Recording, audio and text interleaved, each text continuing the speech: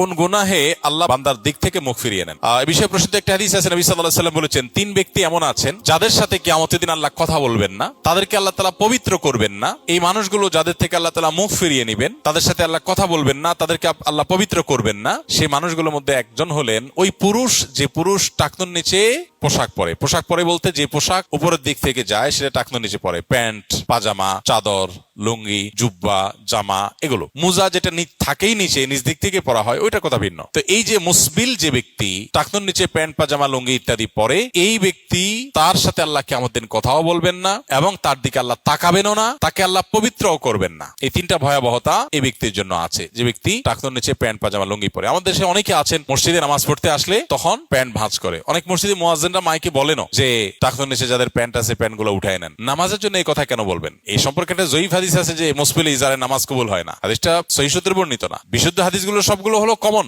এবং জেনারেল, সব সময়ের জন্য এটা প্রযোজ্য যে পুরুষ মানুষ টাকনুর নিচে পোশাক পরবে না। এখন বৈজ্ঞানিক গবেষণা বলছে যে এটা পুরুষের জন্য ক্ষতিকর। যাই হোক, সেটা গবেষণা কি প্রমাণ হয়েছে এটা বড় কথা না, বড় কথা হলো নবী সাল্লাল্লাহু আলাইহি ওয়াসাল্লাম নিষেধ করেছেন, বাস শেষ। অতএব এই ব্যক্তি, যে ব্যক্তি টাকনুর নিচে প্যান্ট, পাজামা, লুঙ্গি, জুব্বা ইত্যাদি পরে, এই ব্যক্তি থেকে আল্লাহ কিয়ামত দিন মুখ ফিরিয়ে নেবেন। খুব ভয়াবহ কথা। দুই নম্বর হলেন ওই ব্যক্তি, যে ব্যক্তি কাউকে দান করে খোঁটা দেয়, অথবা যাকে দান করেছেন তাকে নানান কথা দিয়ে কষ্ট দেয়। দান করেছেন, আল্লাহর কাছে আশা করবেন এর বিনিময়। যাকে দান করেছেন তার সাথে আপনার কোনো আলাপ থাকবে না। দান করে খোঁটা দিলেন, কষ্ট দিলেন, খোঁচা মেরে কথা বললেন, এগুলো বললে আপনি আল্লাহ তাআলার দৃষ্টি থেকে সরে যাবেন কিয়ামতের ময়দানে। নাম্বার 3, ওই ব্যবসায়ী, যেই ব্যবসায়ী তার পণ্য বিক্রি করতে গিয়ে মিথ্যা শপথ করে। এখন তো ঘরে ঘরে ভাই আল্লাহর কিরা, এটা কিনা পড়ছে এত, ভাই কিনতেও পারে না এত টাকা দিয়া, ডাহা মিথ্যা কথা। তো এই ব্যবসায়ী যে তার পণ্য বিক্রি করার প্রয়োজনে মিথ্যা শপথ করে ক্রেতাদের সাথে, কাস্টমারের সাথে, তার দিকে আল্লাহ তাকাবেন না, তাকে পবিত্র করবেন না এবং কিয়ামতের দিন আল্লাহ রাব্বুল আলামিন তার সাথে কথাও বলবেন না। আল্লাহ আমাদেরকে এই সমস্ত বদগুণ, খারাপ গুণ থেকে, চরিত্র থেকে হেফাজত থাকার তৌফিক দান করুন।